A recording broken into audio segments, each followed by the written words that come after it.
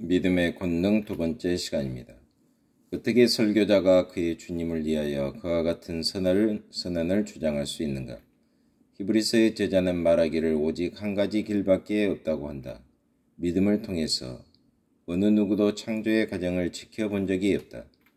어느 누구도 하나님께서 있으라고 명하신 것을 들은 적이 없었다.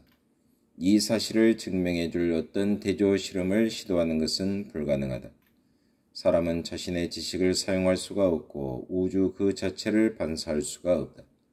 또한 그리스도 안에서 하나님이 그의 말씀으로 말미암아 모든 세계를 지으셨다는 결론과 하나님의 존재를 증명하기 위하여 목적론적, 우주론적 및 도덕적 논쟁을 사용할 필요가 없다. 우리가 아는 유일한 길이란 지은 것이 하나도 그가 없이는 된 것이 없느니라는 사실을 믿음으로 안다는 것이다. 우리가 알면 하나님께서 그렇게 말씀하셨기 때문이다. 우리는 하나님의 말씀인 성경을 통하여 믿음을 가진다. 더 근본적으로 전 구약 성서가 사실이라고 우리에게 말씀하신 그리스도 안에서 우리의 믿음을 가진다. 여호와 주님이 우리의 믿음의 대상이다. 여호와 하나님이 우주를 존재하게끔 명하셨다고 설교자가 얼마나 능력 있게 선포할 수 있을까?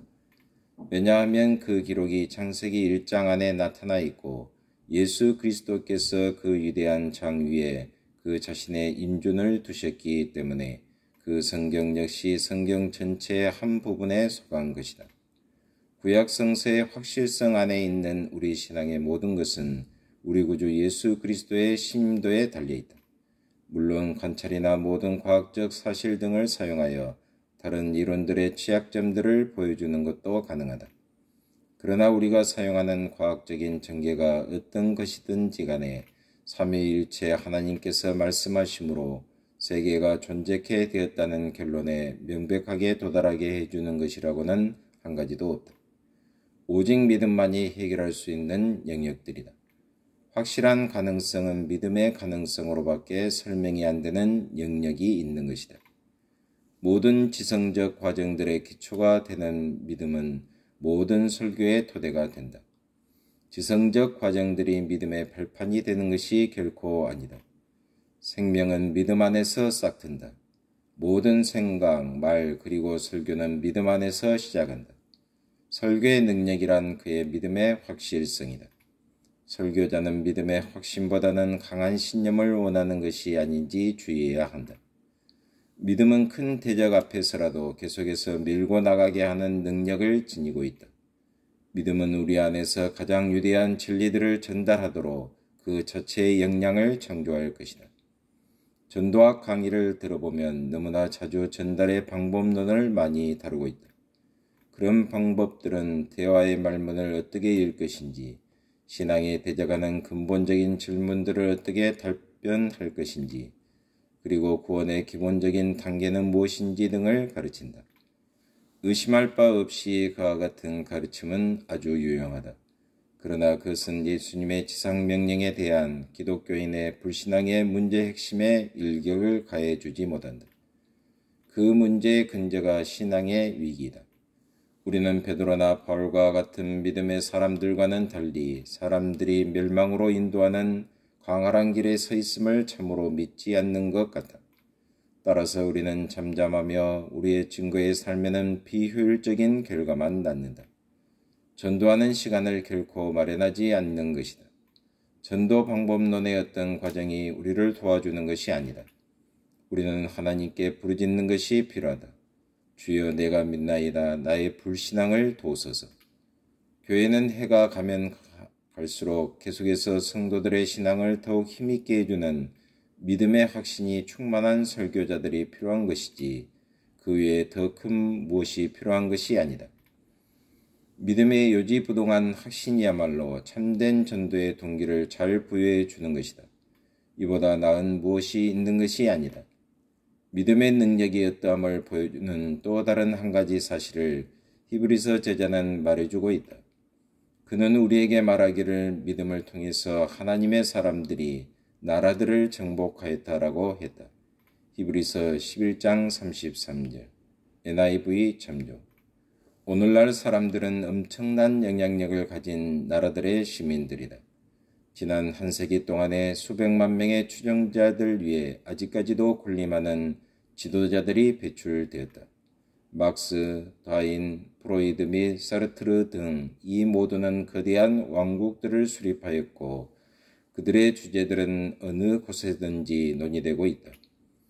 그들은 세계의 큰 도시들 한복판을 활주하고 다닌다. 선두를 달리고 있는 출판사들은 모두가 다 그들의 손안에 들어있다. 그들은 세상에 이름난 유명한 신문들을 편집하고 있다. 대중잡지들을 손에 쥐고 있다. 미디어를 좌우한다. 수많은 대학과 종합대학들이 그들의 손아귀에 놀아난다. 가장 탁월하고 세련된 문학가, 음악가 및 미술가들이 그들을 섬기고 있다. 이러한 나라들의 영향은 전 서구 세계를 그들의 손아귀에 가두어 버렸다. 미국이나 유럽 대륙이나 세계 그 어느에서고 그들의 힘이 종식될 것이라는 징조는 전혀 보이지 않고 있다. 그것들을 정복할 것이 무엇인가? 히브리서의 저자는 성도들에게 부여해준 믿음의 능력만이 그들을 정복할 수 있다고 말해준다. 로마의 세력, 그리스의 영광은 12명의 무식하고 배우지 못한 사람들에 의하여 굴복당하였다. 그들은 그리스도 안에 있는 믿음의 권능으로 세계를 바꾸어 놓았다. 그들에게 난공불락의 왕국처럼 보여졌던 것들, 오늘날 교회 앞에 당면한 이와 같은 문제들은 하나님 안에 둔 그들의 신앙 앞에 완전히 붕괴되어졌다. 그 같은 권능은 지금 이 시간을 살고 있는 우리의 것이기도 하다.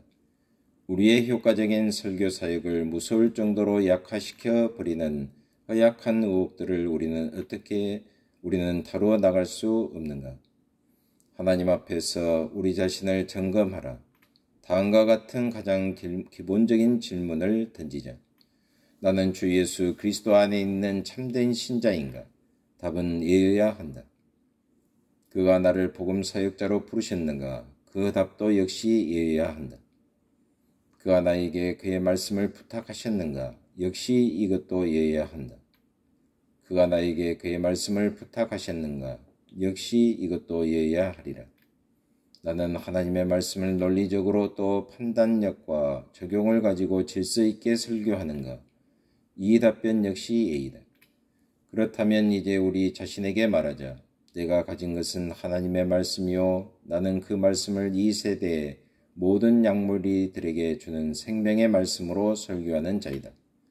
따라서 사람들로 하여금 하나님의 말씀 안에서 한쪽짜리 신앙을 해결토록 해야 할 것이다.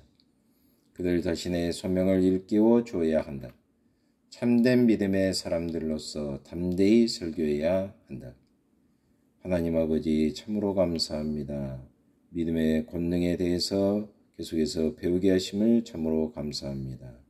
참된 믿음을 저희들에게 허락하여 주셔서 믿음으로 새 세계를 정복하며 하나님의 영광을 드러내는 저희 모두가 되게 하여 주옵소서.